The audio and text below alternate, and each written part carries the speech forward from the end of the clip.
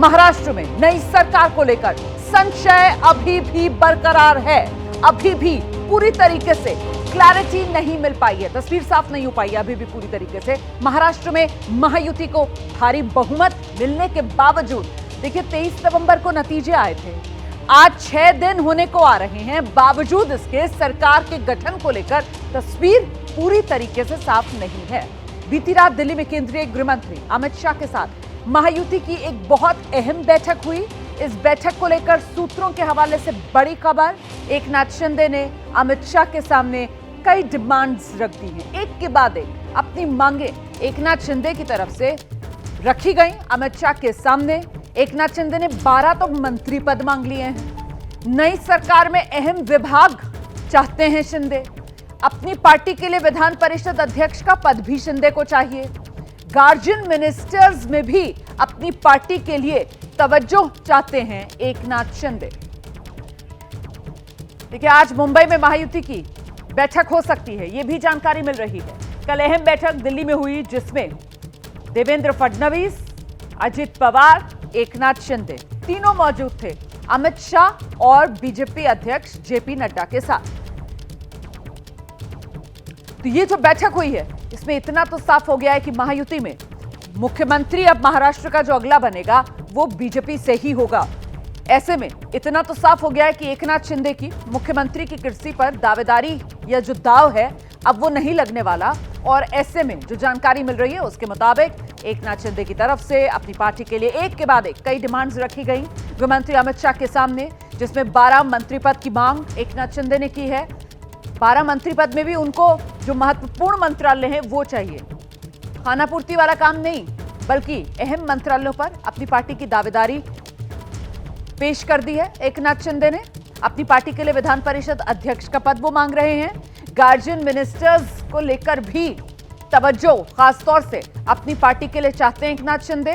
और अब एकनाथ शिंदे की तरफ से ये जो मांगे रखी गई हैं, इसके बाद ये तीनों महायुति के बड़े नेता महाराष्ट्र के वो वापस महाराष्ट्र आ गए हैं। यहां एक और बड़ी बैठक होगी।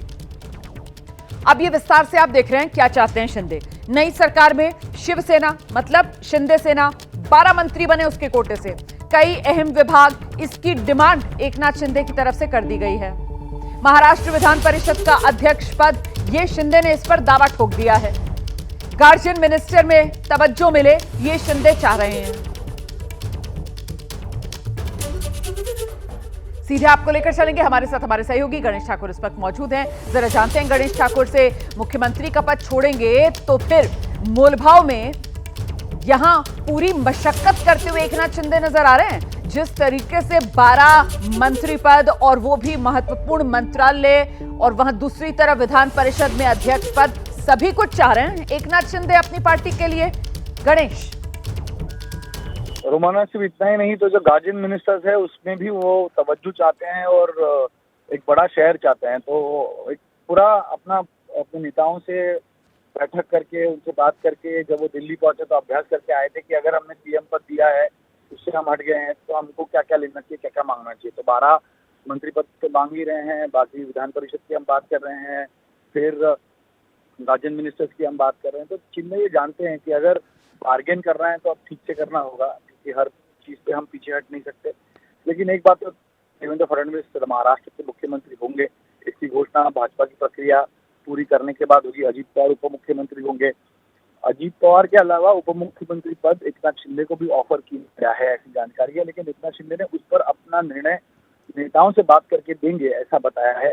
तो सस्पेंस वो भी कायम रख रहे हैं पर कुछ अपनी निर्णय दूंगा। अगर उप मुख्यमंत्री पद लेने की बारी आई तो क्या वो खुद लेंगे या किसी और को देंगे, ये भी अब देखना महत्वपूर्ण होगा। क्योंकि शिंदे अपने कार्ड्स ठीक से खेल रहे हैं। आपको बता दें 2 दिन जब वो मौन उन्होंने बता था, तब उसके बाद अचानक से तीसरे दिन आए और उन्होंने सब चीजें दिल्ली पर छोड़ दी और ये बता दिया कि मैं तो आपके साथ रहना चाहता हूँ, मैं तो आपके आगे कभी जाना चाहता नहीं था, ना चाहूंगा, आपको मुझको न्याय देना है। अब भाजपा किस प्रकार न्याय करती है वो देखना होगा और यही वो जनता के बीच बात लगातार कर रहे हैं। कल भी जब वो आए मुंबई से यहाँ पहुंचे, उस दिन भी प्रेस कॉन्फ्रेंस में वो लगातार अपने आप को कॉमन मैन कहते रहे और लगातार नरेंद्र मोदी और अमित शाह का धन्यवाद करते रहे कि आपने मुझे ताकत दी, आपने राज्य चलाने का मौका दिया, तो वो कहीं भी किसी तरह की अड़ंगा डालने की कोशिश मैं कर रहा हूँ या अड़ा हुआ हूँ, ये मैं नहीं कर रहा। ये उन्होंने कल स्पष्ट कर दिया, परसों प्रेस कॉन्फ्रेंस में स्पष्ट कर दिया।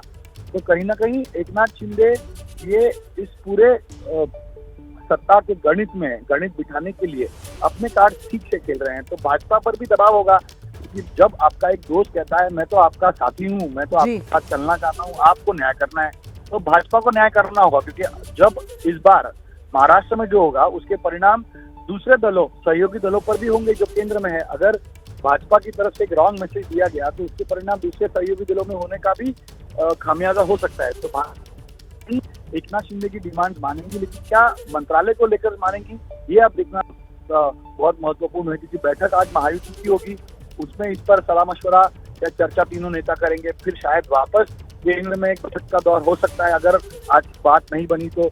लेकिन अमूमन भाजपा का मुख्यमंत्री देवेंद्र फडणवीस, मुख्यमंत्री अजित पवार उप मुख्यमंत्री होंगे। बस कुछ सीटों, कुछ मंत्री पदों को लेकर जो बातें होनी है वो आज होंगी। उसके बाद पता चलेगा कि ये आगे बढ़ेगा या आज ही रुक जाएगा। बहुत शुक्रिया गणेश ठाकुर, आपने बहुत सही कहा कि देखिए चतुर राजनेता हैं एकनाथ शिंदे, और ऐसे में वो जानते हैं कि उनके हाथ में अब जो पत्ते बाकी बचे हैं उसमें मुख्यमंत्री की कुर्सी वाला कार्ड तो उनके हाथ से निकल गया है। ऐसे में जो बाकी माफ कीजिएगा, ऐसे में जो बाकी बचे कार्ड्स हैं उसको लेकर फूक फूक कर कदम शिंदे की तरफ से आगे बढ़ाया जा रहा है। और politics is a game of perception, इसी वजह से शिंदे जो हैं